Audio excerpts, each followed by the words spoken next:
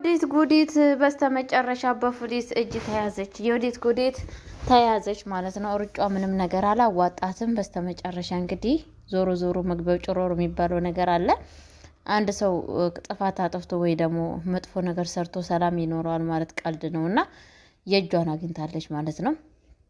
በጣም በሚያሳዝን ነገር በነገራችን ላይ የራሷ እናትዮ ራሱ መስክራ አባታለች ማለት ነው። እሷ ጥፋተኛ እንደሆነች እና ባሏን ወንደሰንን እንደቀጠቀጠችው ባካፋ እንደዚሁም መረጃውን ሁሉን ነገር ለፖሊስ አሳልፋ ሰጥታለች ማለት ነው። ሰላም ሰላም ብያለሁ ውድ የተከበራችሁ ቤተሰቦቼ እንዴት ናችሁ? ደህና ናችሁ? አሉ እግዚአብሔር ይመስገን በጣም ደህና ነኝ። ለቤት አዲስ ሆናችሁ ላይክ እና ሼር እያደረጋችሁ እንድታበረታቱኝ በአክብሮት ተጠይቃችኋለሁ። አማን ናችሁ? እግዚአብሔር ይመስገን እላችኋለሁ። እንግዲህ በስተመጨረሻ ዮዲት ጉዲት በሰራችሁ ስራ ዛሬ እየተንከነከነች ትገኛለች ማለት ነው። የራሷ እናቴ ብላ ያለቻት ከርታት እንግዲህ በላኋ ላይ እሷን ራሷን ለማውጣት እየከዳቻት ትገኛለች ማለት ነው።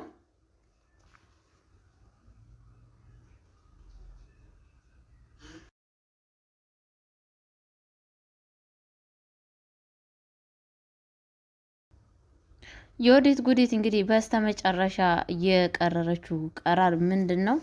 ሩጫ ነበረ ማለት ነው። ሩጫዋ ግን አያዋጣትም ማለት ነው። ምክንያቱም ሰው ልጅ ጥፋት ካጠፋና መጥፎ ነገር ከሰራ በኋላ ሮጬ እድናለሁ፣ ሮጬ የሆነ ነገር አደርጋለሁ ማለት ቀላል የሆነ ዘበት ነው። ምክንያቱም አንድ ሰው ባጠፋው ጥፋት ቅጣቱን ማግኘት አለበት ብዬ ነው የማስበው። ዮዲት ጉዲት እና ወይዘሮ ወርቄ ትንሽ ጥፋት አይደለም ያጠፉት፣ በጣም ግብዳ የሆነ ጥፋት ነው ያጠፉት ማለት ነው። እስካሁን ድረስ ሁሉ ነገር ብዙ ነገር ሲዳረጉ ማንም ሰው አያየንም ብለው ብዙ ነገር ጥፋት አጥፍተዋል። ያ ጥፋት ደግሞ ዛሬ መከራና ስቃይ ላይ ጥሏቸው ይገኛል ማለት ነው። ያው ከዚህ ከድራማ ምን እንደምንማር ታውቃላችሁ?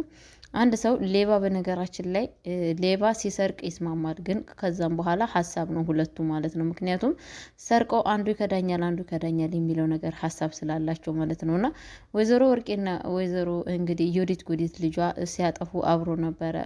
ጥፋት ሲያጠፉ በምክክር አንቺ ትበልጭ አንቺ ታንሽ እየተባባሉ እየተመካከሩ ነበረ።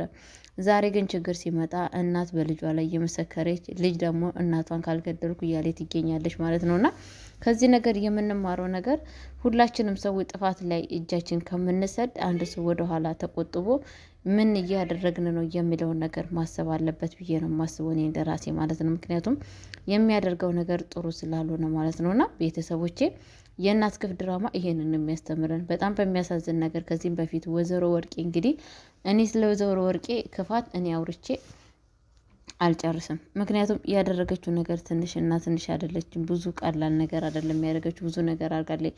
ዛሬ ልጇ እንደዚህ አይነት ነገር መከራ ስቃይ ውስጥ እንድትወርቅ ያደረገቻት ወይዘሮ ወርቄ ናት። ከዚህም በፊት እኔ አርፌ ልኑር በቃኝ፣ እኔ በወይንም ትዳሬ ይዤ ልኑር እያለች ነበረ። ግን ደግሞ ወይዘሮ ወርቄ እንዴት አንቺ ወርቄ ልጅ ሆነሽ እኔ የእኔ ልጅ ሆነሽ ከመቼ ጀምሮ ነው ተሸነፈሽ ዛሬ እጅ የምሰጪው ብላ ብዙ ስቃይና መከራ ነበር ያደረሰችባት ልጅቷም። ከዛም በኋላ ምንም ልትመለስ አልቻለችም።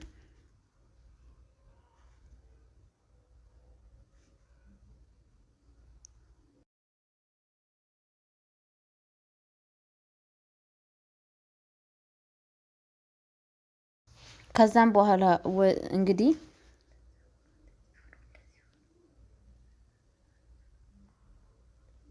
ዮዲት ጉዲት ከዛም በኋላም አላረፈችም። የእናቷን ስራ እንዳለቻት ስትሰራ ነበረ። ዛሬ ግን መጥፎ ደረጃ ላይ ደረሰች። ምክንያቱም በአሁን ሰዓት ዮዲት ጉዲት በጣም መከራና ስቃይ ውስጥ ነች ያለችው። በፖሊስ እጅ እየተሰደደች ትገኛለች። ሰላምም አታለች። በፊት እናቷ ሰላም ስታሳጣት ነበረ። ዛሬ ግን በጣም በሚያሳዝን ነገር የራሷ እናቴ መከታ ያለቻት አሳልፋ ሰጣቻት። በጣም በሚያሳዝን ነገር ቤተሰብ አያችሁ፣ በክፉ ቀን የምትወዷቸው ዙሪያ አሉኝ የምትሏቸው ሰዎች ራሱ ይከዳቸዋል። ስለዛን እራሳችሁን መጠበቅ አላችሁ። ግን እኔ በጣም በሚያሳዝን እኛ እንደ ባህል ኢትዮጵያኖች በጣም ልጆቻችን እንወዳለን፣ ለልጆቻችን መስዋዕት እንከፍላለን። ብዙ ሰዎች ካያችሁ አንድ እናት በኢትዮጵያ እንግዲህ ከዚህም በፊት ምንድን ነው የተፈጠረው? ልጇን ጅብ ነክሶባት የጅብ ጥርስ ውስጥ እጇን ሰዳ ነው ልጇን ተጅብ ውስጥ ያወጣችሁ ማለት ነው። ብዙ እናት ልጇም እሳት ውስጥ ቀርቶ ገብታ ያወጣች እናት አለች። ግን ደግሞ ወይዘሮ ወርቄ ምን አይነት እናት ማለት እንችላለን? ስለ ወይዘሮ ወርቄ ስናወራ ምንም ለኢትዮጵያ ምሳሌ ልትሆንን አትችልም። ግን ደግሞ ለዘመኑ ምሳሌ ልትሆንን ትችላለች። ግን ደግሞ በእርግጥ አሁን እኛም ኢትዮጵያኖች ተበላሽተናል። ምክንያቱም የበፊቱ መልካምነታችንና የድሮ ሩሩነታችን በአሁን ሰዓት የለም እና በአሁን ሰዓት ለኢትዮጵያ ለሀገራችን መከራና ስቃይ እንዲመጣ የሚያደርጉት አንድ እንደ ወይዘሮ ወርቄቱ አይነቱ ናቸው።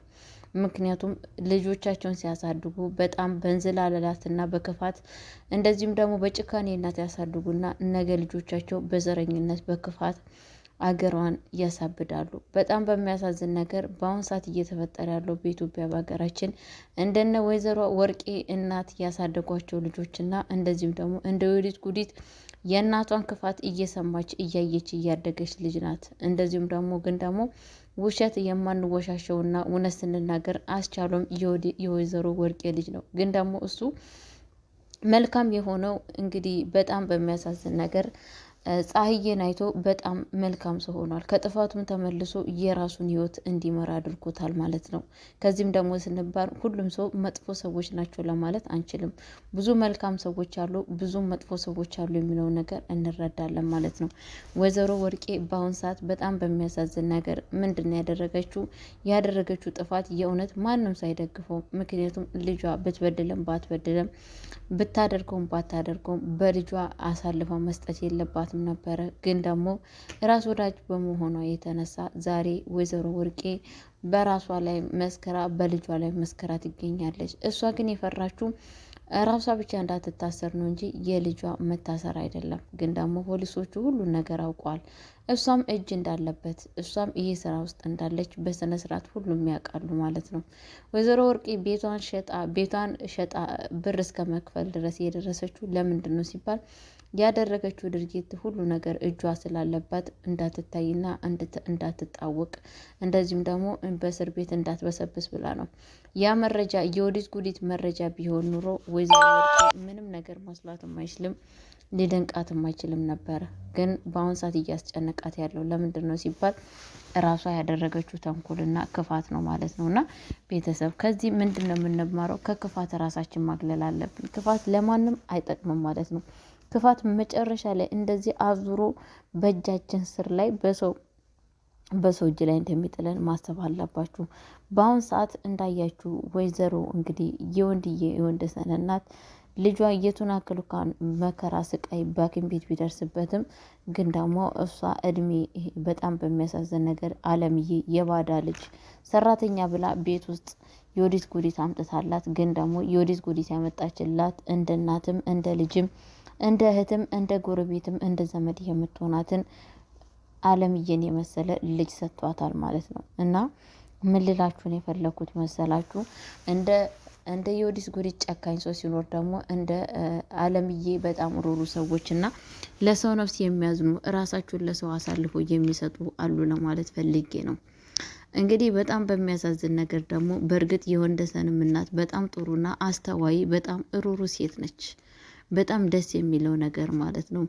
እንደ ወንደሰን እናት ሩሩ ሴት አለች። እንደ የወዲት ጉዲት እናት ደግሞ እንደ ወይዘሮ ወርቄ ደግሞ ክፉና የሰዎችን ሞት የምትጠባበቅ ሁሌ የሰው ረብሻና የሰው ችግር የሚያስደስታት አሉ ማለት ነው። ስለዛ ሁላችንም በአለማችን ላይ ሁሉም ሰው አንድ አይነት ናቸው ብለን አናስብም። ክፉ ሰው እንዳለ ጥሩ ሰው አለ፣ ጥሩ ሰው እንዳለ መጥፎ ሰው አለ። ይሄንን ነገር ሁሌ ከአይምሯችን ማውጣት የለብንም ማለት ነው። በነገራችን ላይ እንግዲህ ብዙ ነገር የእናት ክፍ ድራማ